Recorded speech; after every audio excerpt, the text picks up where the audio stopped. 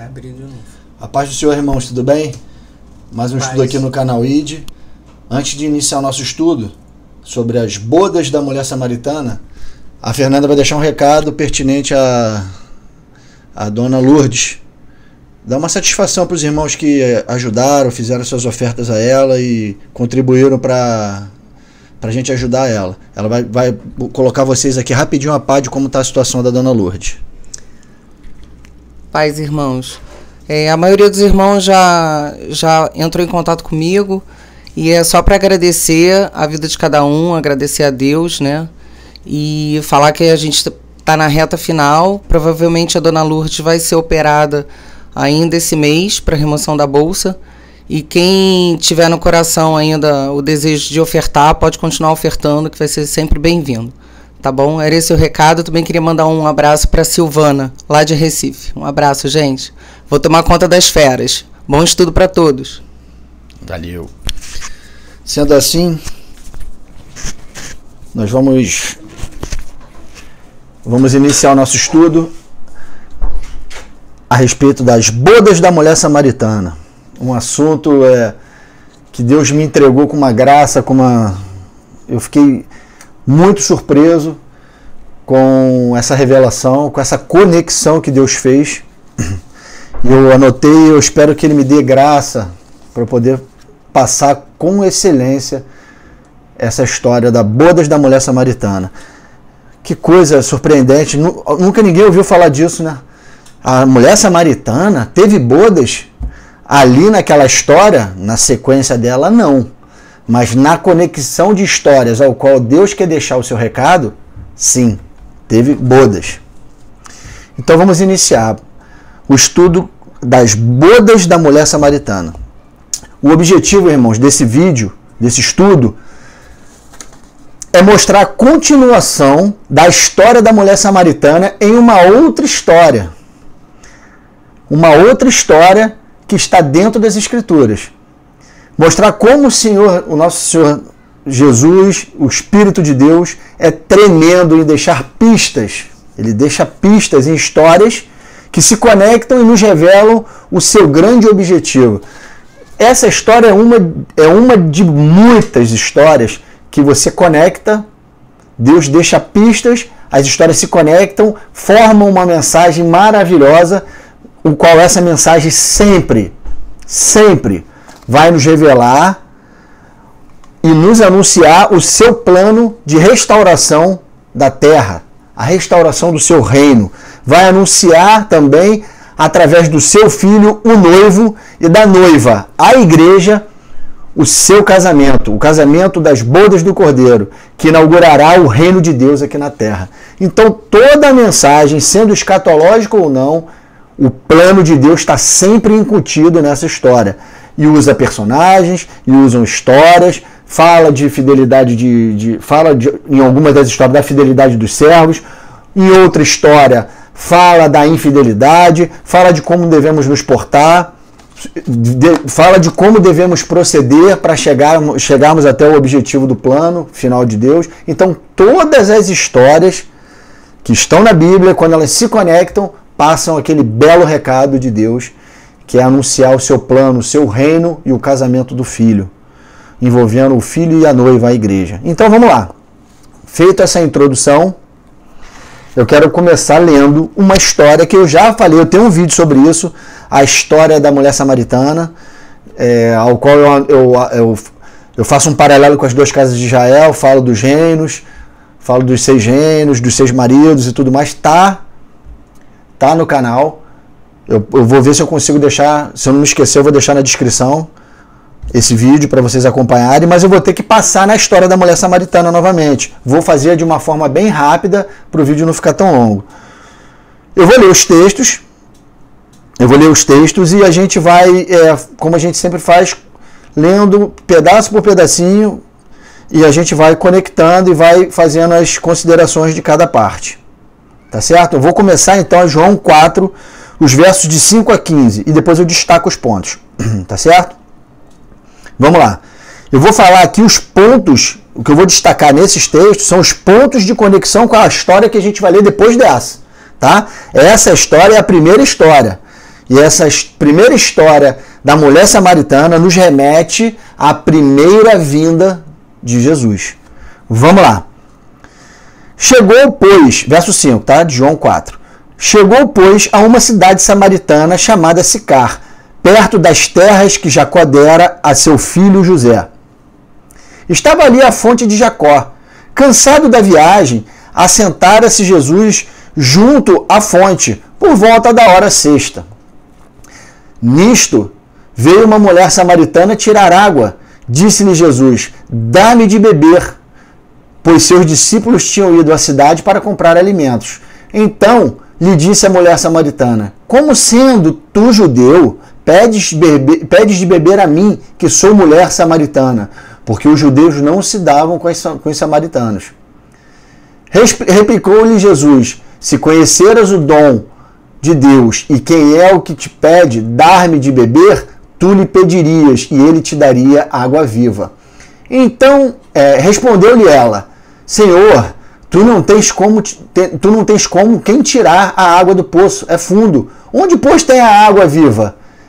És tu, porventura, maior do que Jacó, o nosso pai, que nos deu o poço do qual ele mesmo bebeu, e bem assim seus filhos e seu gado? Presta atenção, irmãos. Afirmou-lhe Jesus: quem beber desta água tornará a ter sede. Aquele, porém, que beber da água que eu lhe der, nunca mais terá sede. Pelo contrário, a água que eu lhe der será nele uma fonte a jorrar para a vida eterna. Disse-lhe a mulher: Senhor, dá-me dessa água, para que eu não mais tenha sede, nem precise vir aqui buscá-la. Eu quero destacar, irmãos, nesse texto, nos versos de 5 até o verso 15 que a gente leu, as evidências que tem nele. A gente consegue notar logo lá no início o reino. Se a gente olha para esse texto, como a gente já viu no outro estudo, olhando a mulher samaritana, gentia, como a casa de Israel, o reino está dividido, né? Ali havia um judeu, que era o Senhor Jesus Cristo, e uma gentia, que era a mulher samaritana, representando a casa de Judá e a casa de Israel. A mulher samaritana e Jesus Cristo, o reino dividido. Naquele momento, Cristo testemunhava dele para ela, para que na consciência e no coração dela o reino de Deus se restaurasse. As duas casas se unissem. E é o que ele deixou de testemunho para a igreja, para que faça até os dias de hoje. A gente tem na nossa consciência, quando aceitamos Cristo, que o muro de separação que dividia judeus e gentios, ele quebra, ele cai por terra, e na nossa consciência espiritualmente falando, o reino passa a se unir. Só vai se reunir, se unir de fato, se restaurar de fato na vinda do Filho de Deus. Sendo assim, conseguimos evidenciar nesse texto, nesses versículos, o reino dividido. E eu quero chamar a atenção para o cenário que envolve essa história. A gente vê nele um poço que tem uma fonte. Tem uma fonte ali, dizendo que o gado de Jacó bebeu nela, os filhos de Jacó beberam nela e o próprio Jacó bebeu dessa água. Tem um cenário ali que envolvia um poço, envolvia pessoas que bebiam nele, o pai dela, que era Jacó, e tinha os gados também, e tinha os filhos, uma geração, os rebanhos, e todo um povo bebeu água dessa fonte, desse poço. E ela está ali, na frente desse poço, com o Senhor Jesus. Esse é o cenário da história. Jesus usa o pretexto da água para anunciar ali naquele texto quem ele era e o que ele tinha para transformar definitivamente na vida daquela mulher. Torná-la uma nova mulher. O cenário aqui acontece uma troca de informações. Jesus, com sede, pede água para essa mulher. Essa mulher pergunta e ela diz: como você quer água de mim se a gente pode estar se falando, judeu não fala com gentio, como que você tem coragem de pedir água para mim? E ele fala quem ele é. Ele diz que se ela entendesse o dom de Deus e soubesse quem estava pedindo água para ela, que ele daria água, ela nunca mais teria sede, e que dela jorraria água para a eternidade. Ela seria fontes de água viva para a eternidade. Ou seja, se ela cresce naquele que estava falando com ela, ela se tornaria uma nova mulher. certo? E o cenário ao redor era o poço, uma história que aquele poço tinha em que pessoas, famílias e rebanhos dessas pessoas se bebiam dela. Essa mulher ia lá buscar água toda vez e Jesus estava ali. Não foi à toa, era de propósito para criar essa história, tá certo? E você vai ver por que esse pano de fundo é importante. A gente vai continuar. Vamos lá. Nesses versos que a gente acabou de ler, eu destaco esses dois pontos: a divisão do reino, mostrando a mulher e o Senhor Jesus, judeu e gentia, e todo o cenário de fundo que envolve essa conversa, tá? Que eu já acabei de destacar. Vamos continuar lendo. João 4, de 16 a 18. Essa história segue. Disse-lhe Jesus, agora vamos lá. Disse-lhe Jesus, vai, chama teu marido e vem cá. Ao que lhe respondeu a mulher, não tenho marido. Replicou-lhe Jesus, bem dissestes, não tenho marido, porque 5 maridos já tiveste, e esse que agora tens não é teu marido. Isto disseste com verdade. A gente já viu no outro estudo, quando a gente olha para essa mulher como a casa de Jael, a gente sabe que Jesus propositadamente toca nesse assunto, envolvendo os supostos maridos da mulher, que no total somavam 6. Já vimos isso no outro estudo, que esta questão nos remete à casa de Jael, né? Essa história nos remete à casa de Jael, que se prostituíram com os deuses de 6 nações, as quais se misturaram e foram escravos. São esses 6 reinos: Egito, Assíria, Babilônia, Medo-Pérsia, Grécia e Roma. 6 reinos. Jesus diz que nenhum desses 6 foram seus maridos. Por que Jesus está dizendo isso? Por que Jesus toca no assunto do marido? A casa de Jael se envolveu com 6 reinos. Se misturou entre as nações e foi dominada por 6 reinos. Tanto a casa de Jael como um desses 6 reinos também dominou a casa de Judá. Tá certo? Então, esse recado não é só para a casa de Judá. É para a casa de Jael e para a casa de Judá. Não é só para a casa de Jael, é para a casa de Jael e para a casa de Judá. Porque ambos se envolveram com outros deuses. Tá certo? Inclusive, a divisão do reino foi por causa de Salomão e a sua idolatria com os reinos dos outros países, dos outros impérios. Tá? A divisão do reino foi por causa disso. Então, Jesus diz assim, por que ele está dizendo isso então? Esses 6 maridos, esses 5 você disseste bem, não tem marido, e esse 6º também não é. Por que Jesus está dizendo isso? Quem seria então o marido desta mulher? Quem seria? No outro vídeo a gente falou sobre isso. Seria o próprio Senhor Jesus. Ele declara ali, nas entrelinhas, que nada daqueles homens, daqueles maridos era o marido da casa de Israel. O marido da casa de Israel é o próprio Senhor Jesus, quando ele vier na sua segunda vinda casar com esta mulher que estava na frente dele, restaurada, uma nova mulher. Olha só, no contexto anterior, aqui é o texto que a gente vai ler aqui, de João 4 agora, eu vou pedir para a gente ler, para vocês já acompanharem, João 4, dos versos 28 a 30 e dos versos 39 a 42. Tá? No contexto anterior a esse, Jesus anuncia para essa mulher que é o Cristo e revela a mulher sobre a verdadeira adoração. Ele fala, ela pergunta, onde que se adora? É lá ou cá? E ele fala, aquele que adora em espírito e verdade, chegou o tempo e agora. Fala que ele é o Filho de Deus, que a salvação veio dos judeus e tudo mais. Eu não vou entrar nesse mérito aqui, porque senão o vídeo não é o foco do nosso estudo aqui hoje. Eu quero focar na parte da mulher e do casamento, tá? Do noivo, do marido. Mas o contexto imediatamente esse de João 4, 28 e 30, que a gente vai ler agora, e de 39 a 42, é esse. Então eu estou dando um pulo de João 4, 16 a 18, para João 4, de 28 a 30, e depois vou ler o 39 ao 42. Vamos seguir lendo. Então ele fala do marido, da mulher, diz que realmente não era marido, aqueles 6 não eram marido, e ele quer falar alguma coisa para ela. Nas entrelinhas ele está dizendo, nenhum deles é teu marido. Se você beber dessa água, se purificar, se arrepender dos seus pecados, eu sou o teu marido. Na minha vinda, eu casarei contigo. Nas entrelinhas é isso que ele está dizendo. Só que a gente só vai entender isso quando a gente conseguir conectar todas as histórias aqui. Então vamos lá, vamos para o verso 28. Quanto à mulher, deixou o seu cântaro, foi à cidade e disse àqueles homens: vinde comigo e vede um homem que me disse tudo quanto tenho feito. Será este, porventura, o Cristo? Verso 30. Saíram, pois, da cidade e vieram ter com ele. Verso 39. Muitos samaritanos daquela cidade creram nele em virtude do testemunho da mulher, que anunciara: ele me disse tudo quanto tenho feito. Vindo, pois, os samaritanos ter com Jesus, pediam-lhe que permanecesse com eles, e ficou ali 2 dias. Muitos outros creram nele por causa da sua palavra, e diziam à mulher: já agora não é pelo que disseste que nós cremos, mas porque nós mesmos temos ouvido e sabemos que este é verdadeiramente o Salvador do mundo. Quero destacar agora, fazer os destaques de João 4, versos 28 a 30, 39 e 42.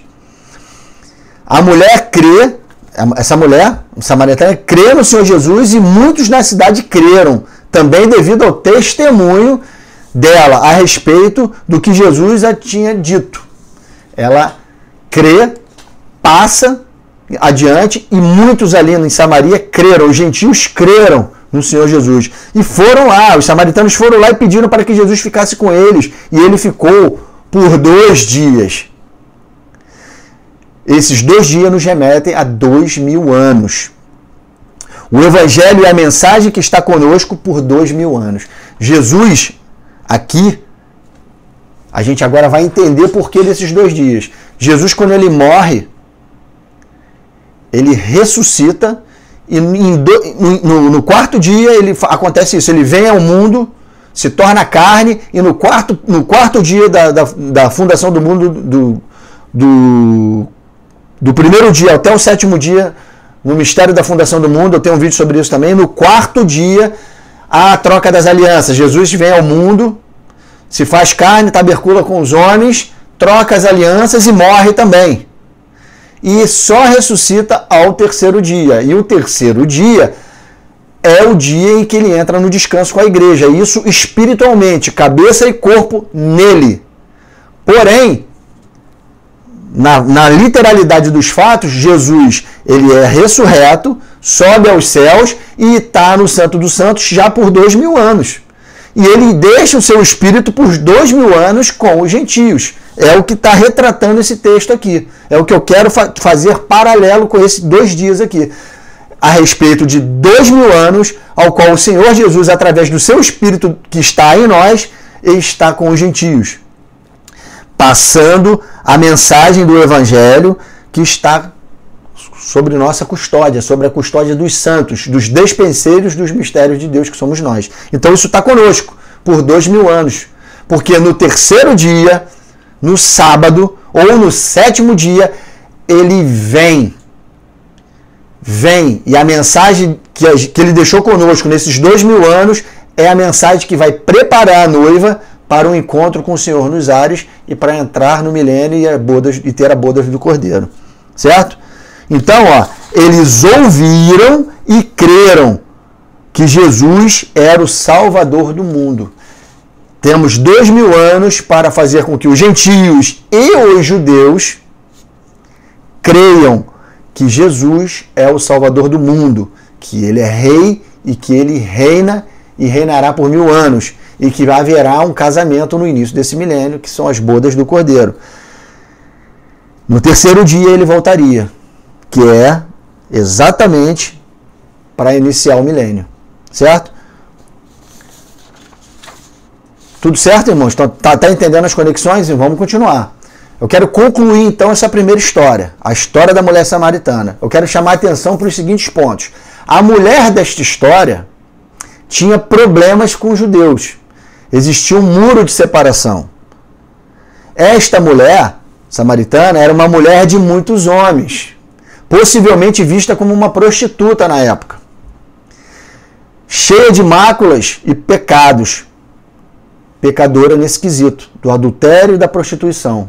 Então esta mulher era uma mulher que tinha diferença com o povo judeu, uma mulher cheia de mácula, com muitos maridos, com muitos homens, considerada, vista como uma prostituta, portanto, pecadora neste quesito. Guarda isso. Esta é a mulher samaritana, até ela beber da água da vida e se transformar numa nova mulher. Ao fazer isso e se transformar numa nova mulher, nós vamos iniciar a segunda história. Porque no final da história da mulher samaritana, ela crê no Senhor Jesus. E os gentios creem por 2 dias, por tudo aquilo que ele deixou como mensagem, que é uma tipologia da mensagem que ele deixa para a igreja gentia e que perdura por esses 2000 anos.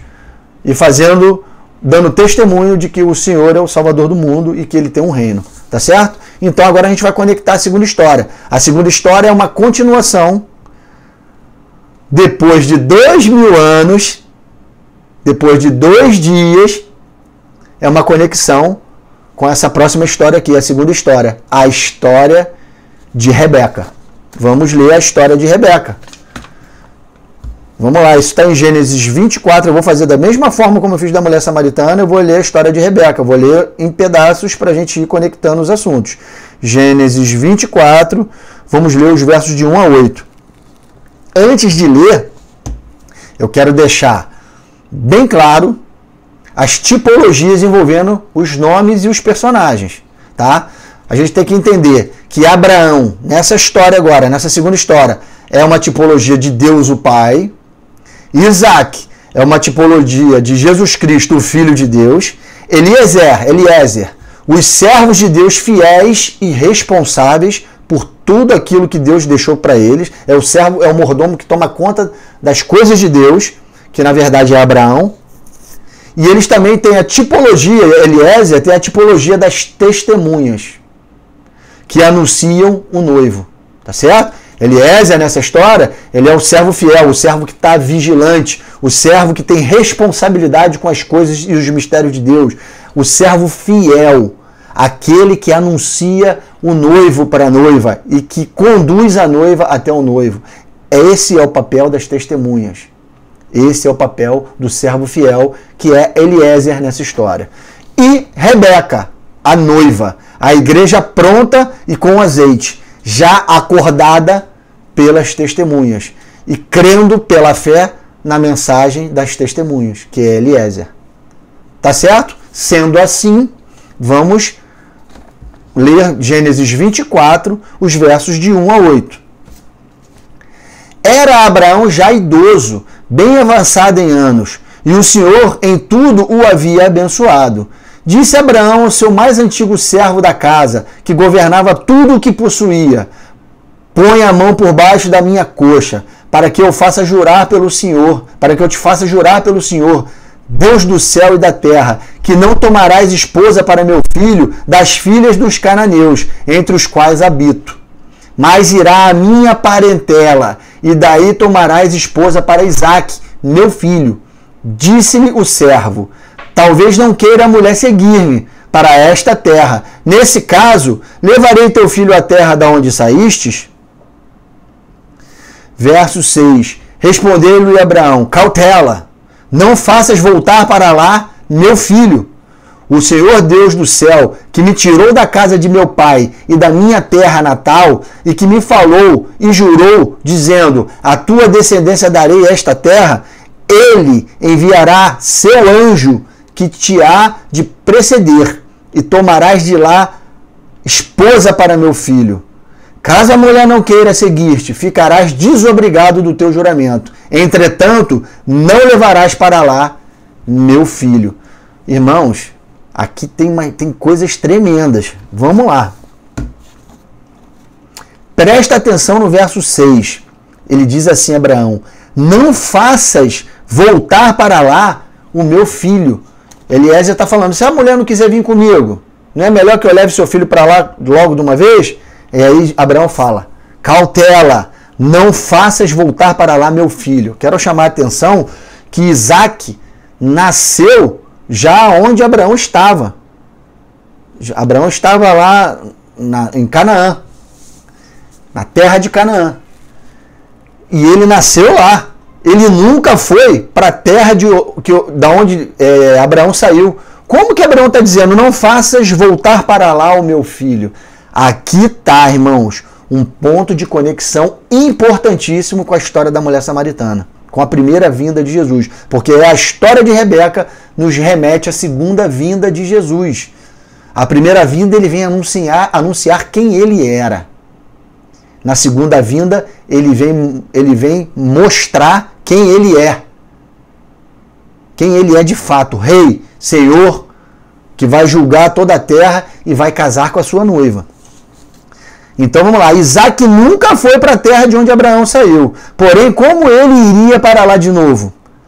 Aqui está um ponto de conexão que nos leva para a história da mulher samaritana, que trata da primeira vinda, quando o Senhor Jesus anunciou a ela, para a mulher samaritana, quem ele era. Agora se tratava da segunda vinda, um encontro para o casamento. Por isso que Jesus não tinha que ir para lá de novo, porque ele já fez isso na primeira vinda. Agora nós estamos olhando para a segunda história que trata da segunda vinda. Agora Jesus não vai para lá anunciar para a mulher que ele é o noivo. A igreja, através da mensagem que ele deixou por 2000 anos, tem que estar pronta para o casamento, no dia do casamento. E Eliezer vai lá trazer a noiva para o noivo. É a igreja ataviando a igreja, se ataviando por si só, se aprontando com a mensagem que Jesus deixou por 2000 anos, e essa igreja vai lá preparar. Eliezer, o servo fiel, vai lá preparar, vai lá anunciar a Rebeca que o noivo está vindo. Essa é a mensagem das testemunhas. Você não vê uma conexão dessa história com a parábola das 10 virgens? Tem alguém que grita, eis aí o noivo, e a noiva, as virgens, acordam. Acordam. E quem tem azeite, casa. Quem não tem azeite, fica de fora. É a mesma história. Só que Rebeca, a gente vai continuar lendo e você vai ver que ela estava pronta, porque a testemunha foi lá anunciar e ela estava pronta. Vamos ver a condição de Rebeca já, como ela se encontrava. Entendido isso, irmãos? Por que Abraão está falando cautela, não faça com que o meu filho vá para lá de novo? Porque há 2000 anos atrás, ele deixou uma mensagem, já tinha tido com os gentios. Agora é a vez da igreja se ataviar, se encher de azeite de ouro e se preparar para a volta. Ele não tem que vir mais anunciar nada. Já deixou a mensagem, agora a igreja tem que estar pronta, a noiva tem que estar pronta. O Senhor Deus envia um anjo que vai adiante de Eliezer para construir uma história e um cenário idêntico ao da primeira história, que é a história da mulher samaritana. Veja só, irmãos, que incrível! Gênesis 24, vou continuar lendo os versos de 7 a 8, depois a gente vai ler Gênesis 24, de 10 a 14. Vê se não existe paralelo com a história da mulher samaritana. O Senhor Deus do céu, que me tirou da casa de meu pai e de minha terra natal, e que me falou e jurou, dizendo, a tua descendência darei esta terra, ele enviará o seu anjo, que te há de preceder. O anjo vai na frente de Eliezer e vai providenciar a história, uma história parecida para aqueles que estivessem atentos, conectassem com a história da mulher samaritana. Porque a história tem o mesmo cenário, personagens parecidos, o mesmo conteúdo, o mesmo desfecho e as mesmas alegorias. Veja só, irmãos. Vamos lá. O anjo providenciou isso. Foi na frente de Eliezer e providenciou isso. O seu anjo que há de te preceder e tomarás de lá a esposa para o meu filho. Caso a mulher não queira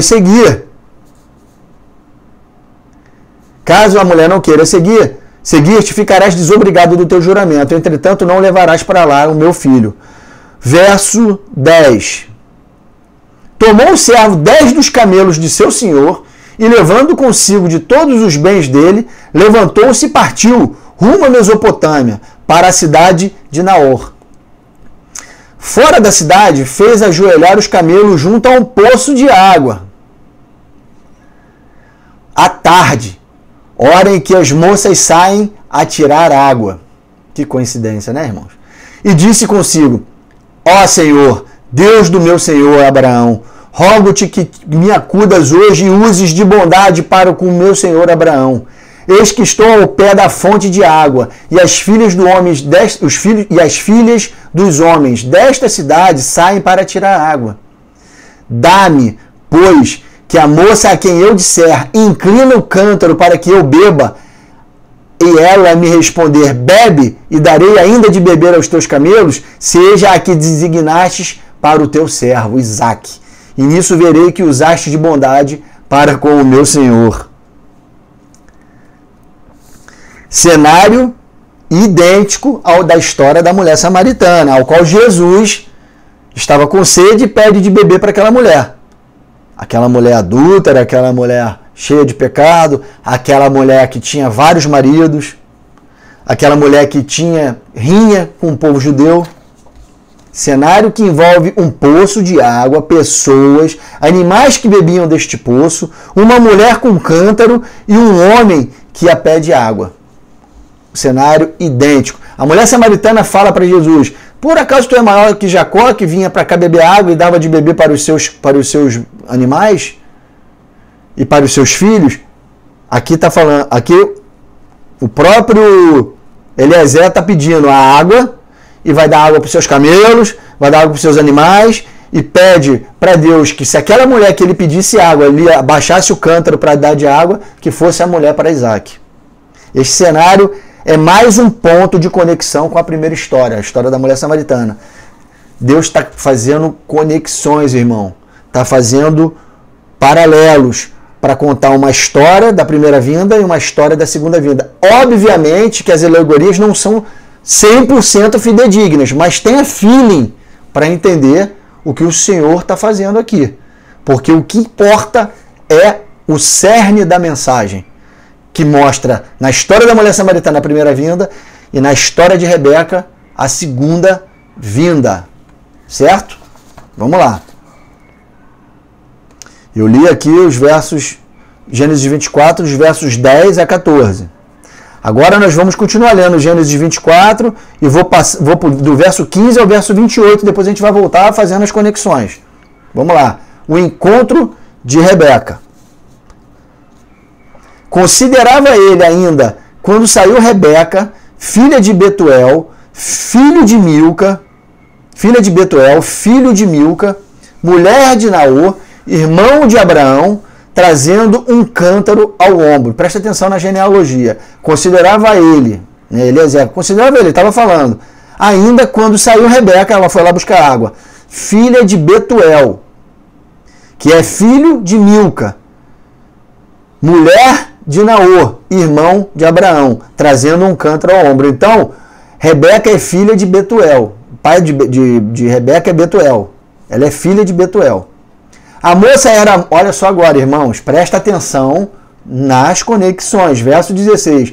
A moça era muito formosa de aparência, virgem, a quem nenhum homem havia possuído.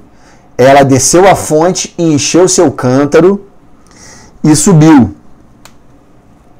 Então o servo saiu-lhe ao encontro e disse, dá-me de beber um pouco da água do teu cântaro. Não é uma história parecida, irmãos. Não foi a mesma coisa que Jesus está fazendo aqui, só que em outrora, aquela mulher não quis dar porque tinha um problema com os judeus. Aqui não se trata de nenhum judeu, mas eu quero que vocês entendam o que está acontecendo. Faz o paralelo. Aqui ela prontamente deu a água para beber, sem ter problema de homem, ou ser judeu, de não ser judeu, de ser homem, de não ser. Ela simplesmente foi pronta a dar de beber para ele. E ele pediu